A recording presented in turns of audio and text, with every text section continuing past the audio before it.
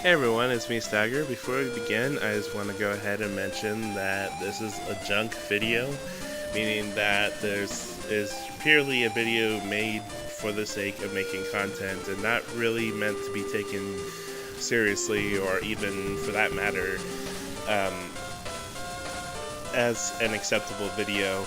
But I just want to make this video because I feel like it and nothing more. So if this doesn't really interest you, that's fine. The video that you're seeing right now is not even worth watching, and really this is just for the sake of something that's on my mind, and I would just want to get it out in the world there. Second of all, you might be wondering how I'm able to record my voice without the fact that I don't have a microphone. Well, that's because I just realized, hey, my phone is a microphone. Why don't I just use that as a microphone at Derpadoy? And sorry if I sound a little bit weird because I am finally getting over my cold, my summer cold that I had, and I also am recording with a different device. So with all that being said, I can finally go ahead and get to the point where I am going to be talking to the video. And needless to say that the time I wanted to make this video, a lot of stuff has happened in the Pokemon world. The most coveted prototype has been leaked to the not to the United States, but to the internet. The Pokemon Let's Go Eevee and Let's Go Pikachu have been announced. Pokemon Quest, which nobody really cared about, and Pokemon Go is making a comeback due to the trading system being implemented, which is great. So, with all of that being said, oh yeah, one more thing. There has been talk about a 3DS successor that Pokemon is actually taking an interest to. But with all of that being said, I personally do believe that it's going to go on the Switch. Mainly because they already implemented 360 something Pokemon into Pokemon Let's Go Eevee and Pokemon Let's Go Pikachu. And I say 360 when there's 151 Kanto Pokemon because of the Pokemon Go Park that you're able to send your Pokemon from Pokemon Go. So that also includes a handful of, well, actually all of the Alolan forms as well. So with all of that being said, basically in a nutshell, that I don't personally think that they're going to let all of that work go to waste. I mean, that's quite a lot of work. I mean, you can easily port a game to another console, but due to the fact that it's going to be a handheld, they're probably going to have to reduce polygon count and all that jazz, and it's going to be a pretty rough time to do all of that. So anyway, I'm not really interested into predicting what's going to be on Pokemon Generation 9, but I'm more worried about the mechanics that will incur since this is going to be their very first console release. I should probably say main game console release. So, first things first, the thing that worried me the most was actually trading. What Pokemon Let's Go Eevee and Pokemon Let's Go Pikachu did was that they were like, oh, okay, lol, we're just gonna have to let them trade with different devices. However, with the cost of the Switch being $300, and because it is actually technically a console console system, I can imagine like a family just having one console because obviously, it's a console. It's meant to be shared. In fact, the whole thing about the Switch is about sharing the joy. That's why you're able to play with one Joy-Con in Pokemon Let's Go, so that way another person can actually have a Joy-Con and play along with them.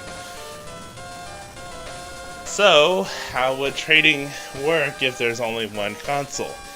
Well, you can easily trade by by, having a character. Like, okay, so, like, say they bought one game. So you can easily trade by using with one cartridge by selecting basically your profile. By selecting your friend's profile. But then that leads to cheating, or unfair trades even. And of course, you can counter back with that. But I feel like some kind of security mechanism is needed, like, like a pin or something. Like, if they need to trade, like, if they want to trade with somebody, they have to make sure that there will be 2 Joy-Cons activated, and that the pin, and that basically the sibling or the friend will activate their pin, and they would actually go in there. Now, what if there's 2 cartridges? Now, this is where it gets really confusing, because you basically need 2 games or 2 switches with 2 games, right? Well, while it can have support for 2 switches for trade, but if you have 1 switch, it really shouldn't matter if you have, if you have 1 switch, it shouldn't really matter if there are 2 games or not, because they can actually cooperate with, basically,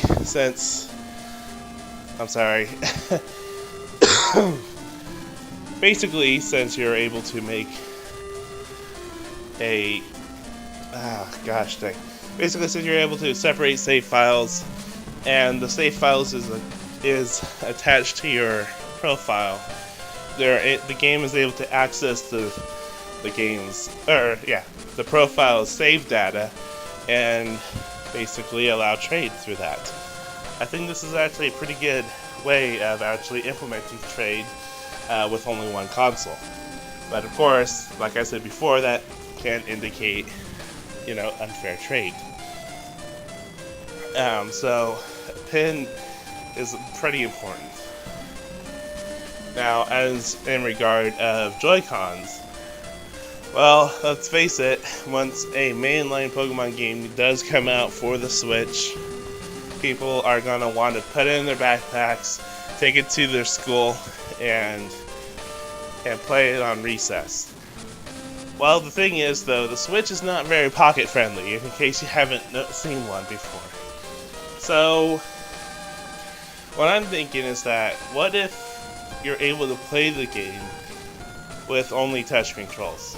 Now, I know that seems stupid, because then what's the point of making it on the Switch when you can have it on mobile, right? Well, the fact is that actually, you have a fair point. So I guess, really, it's just a suggestion. I really don't know how else to think about it, but back in the day when I thought about this made a lot more sense to me. I guess because this was before Pokemon Quest.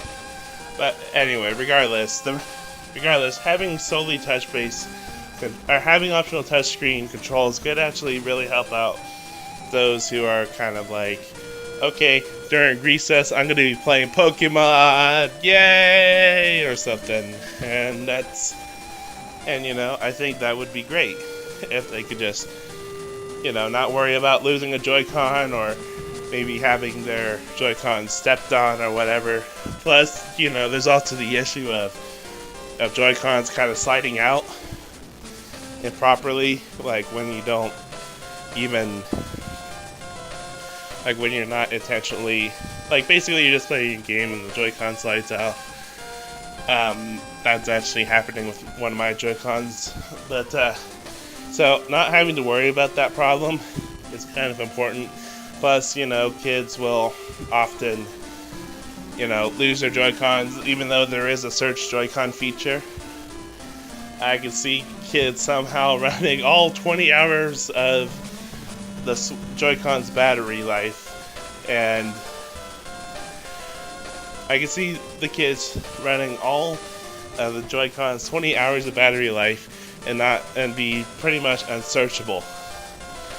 And so, just having a perfect access to the Pokemon game is actually something that I feel like and something that needs to be thought out.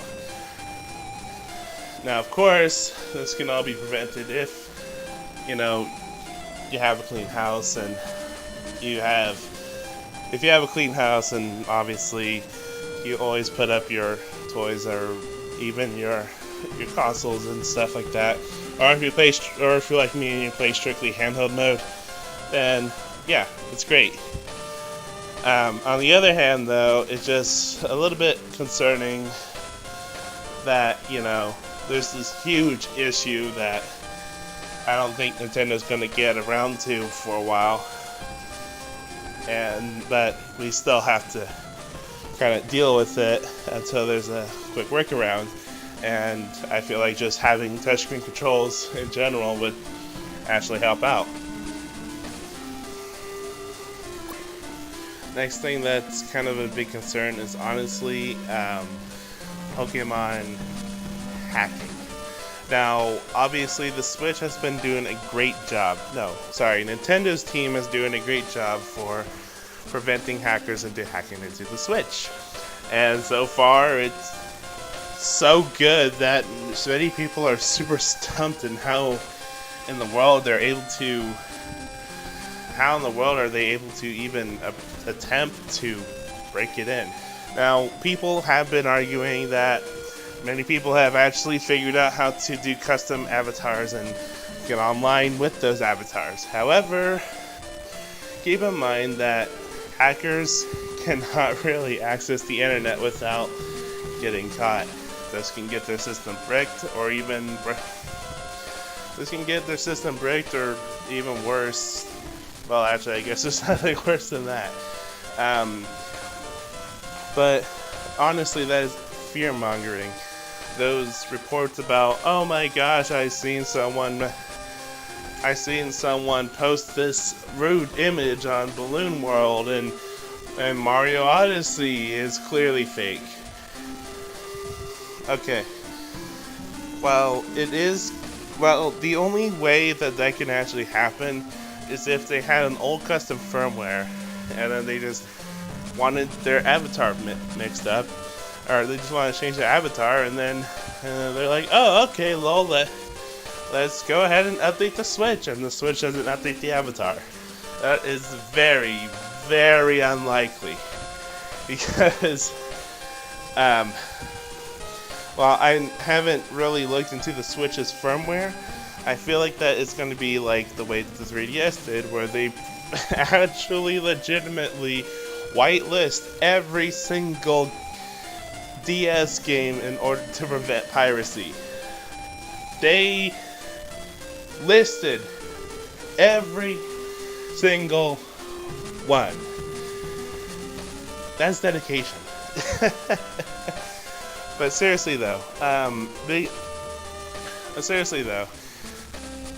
they can detect so easily if there is an added avatar or removed avatar or whatever. And, obviously they're really taking really great action.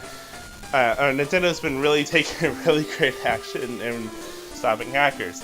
But once the mainstream Pokemon game comes out, there's going to be a lot of people who are like, oh man, Pokemon, I really love Pokemon, I want to get it for free, or I want to hack the game, or I want to impress kids with my level 100 shiny Arceuses. There's going to be those people like that, and they will dedicate themselves into hacking the Switch. So far, many people are trying to do is pretty much what they did with the 3DS. Where they basically try to implement corrupt save data in games, or even just inserting an SD card with data that runs an exploit. I can actually see Bluetooth being a pretty good way of hacking into the Switch as well, because the Joy-Cons because the Joy-Cons actually do send and receive Bluetooth signals, and so does the Switch. So having a correct Switch, then having a corrupted Switch trade over to a non-corrupted Switch or whatever, that could actually happen. Or even for that matter, they could have like a hard mod, or like have I forgot what it's called, a mod chip into a Joy-Con that when they press a certain button, like the say picture button, for an example, that can actually run an exploit. Send a signal that the Switch can accept and run an exploit. I can actually see all this happening, but currently at the moment, Switch hacking is still in its infancy, and we currently can't really do anything. I could just see the huge wave of modders and hackers just really getting into it. That's honestly how Sun and Moon got hacked so fast, because there's just so many people just dedicated to modding that game. Not only that, but it's pretty much the same thing. Not only that, but they also did the same kind of protection that they did with Omega Ruby and Alpha Sapphire. So that was pretty easy to deal with. So backwards compatibility is my next concern. Obviously, when a new Pokemon game comes out, everyone wants to, get Pokemon that they had in their previous generation, or maybe transfer. Right now we have the Pokemon Bank, and it's honestly a pretty good workaround. You can actually get every single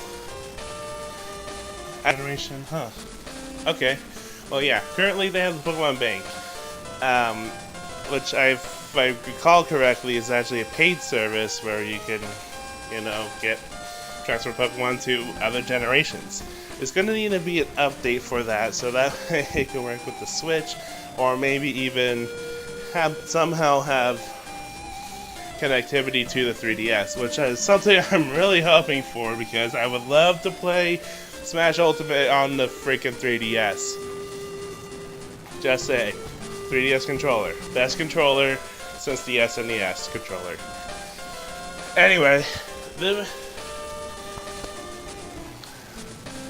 Anyway, so overall, there's a lot of things that they really have to consider, and I hope that they actually do consider all of these. But more than likely, I can actually see them be like, oh, hey, new 3DS successor, cool, let's actually work on that instead. Which will make this video completely pointless, which is why I really don't care about the future of this video. So, yeah. But, anyway, just something to ponder about, I guess. I don't really see anybody really talking about these kind of topics. So, if you can think of something that can kind of conflict with the current formula that they have, I would actually like to hear it, because this is something I'm really interested in, more than, oh my gosh, what new Pokemon are they going to have? Oh my gosh, what region are they going to have? I really don't care about that. Pokemon's a great game regardless of where it's set. Well, except for X and Y. X and Y was terrible. But beyond that, Pokemon's a great game no matter which way you slice it. So, anyway, that's it, and I'll be seeing you.